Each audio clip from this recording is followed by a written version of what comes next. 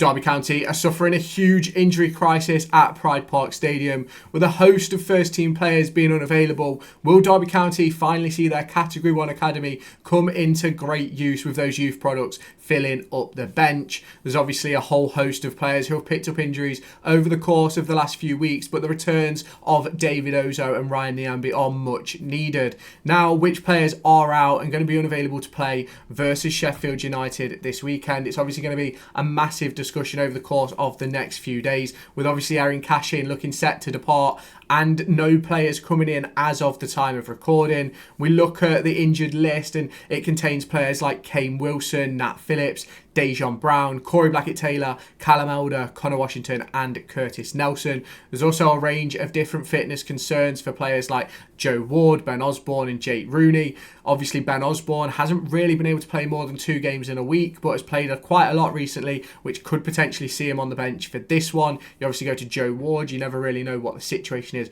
with him, and obviously Jake Rooney hasn't made an appearance for the first team since he got injured versus Bolton in League One. And this obviously opens up a lot of conversation for the academy and for those injured players and those ones that are returning to fitness, the likes of David Ozo, the likes of Ryan Niambi, Jake Rooney, all these players who could potentially step into a role within the first team over the course of this upcoming weekend. Now, obviously, let's just get into that injury list a little bit deeper. Kane Wilson looks set to miss a few weeks, obviously after pulling up with his hamstring injury. It's one of those which is going to be a massive loss for Derby County, a really important player for us down that right-hand side. But will the introduction of Ryan Niambi in that position be able to solidify Derby County at the back? I'm not entirely sure. We then obviously go on to Nat Phillips. He's supposedly back in training on Monday, according to Paul Warne, but we heard that a few times with the likes of Ryan Niambi and David Ozo over the course of the last few weeks. So I won't count my chickens until they're hatched.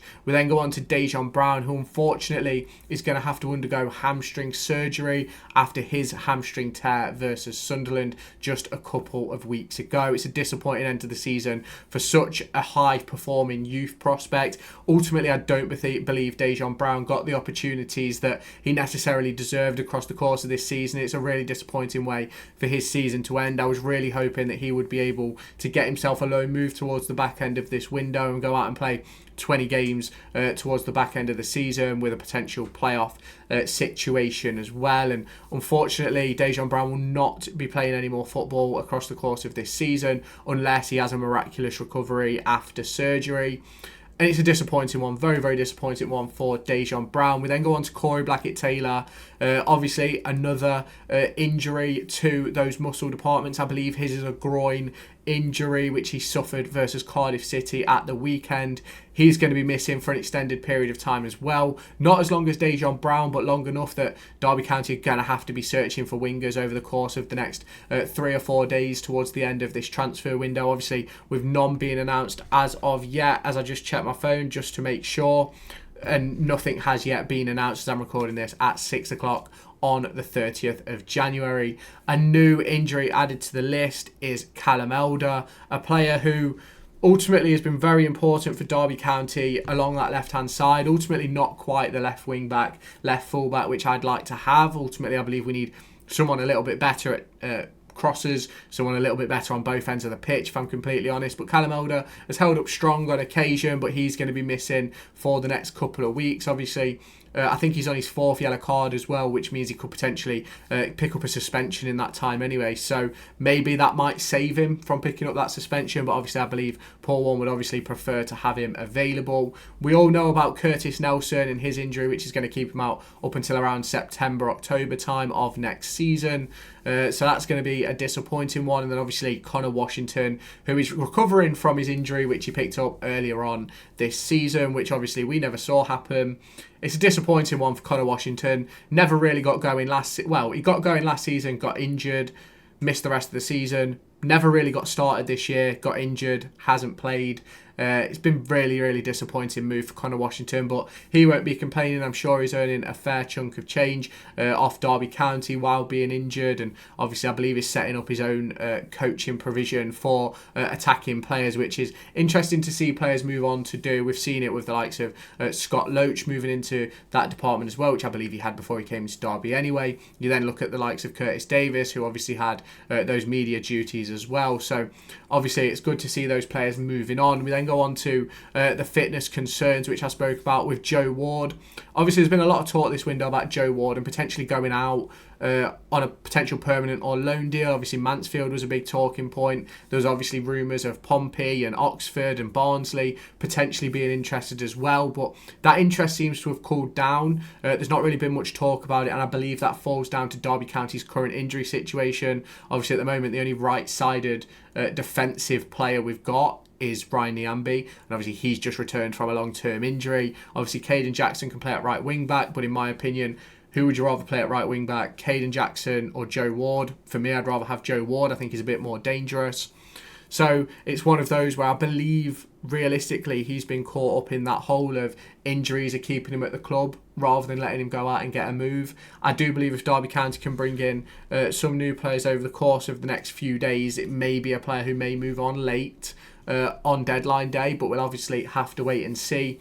You obviously got that continuous fitness concern for Ben Osborne as well, which has been continuous since he joined the club, and it seems like it's going to be one which continues throughout the rest of his career, where he can't really play more than 2 games in a week, and if he does, he can only play sort of like 45 minutes in the next game. So it will be interesting to see how it develops with him heading into this game versus Sheffield United. A very, very disappointing situation for Ben Osborne, who probably came in and hoped to sort of be that driving force in midfield, but has unfortunately been unable to do that so far this season. When he's played, I think he's been okay.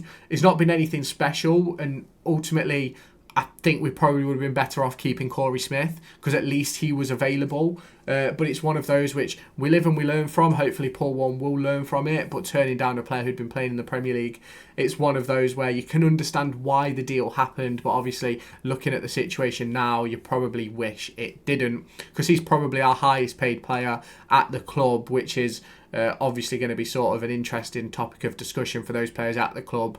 Doesn't play. When he does play, is never really full fit, so it's sort of a big discussion to have.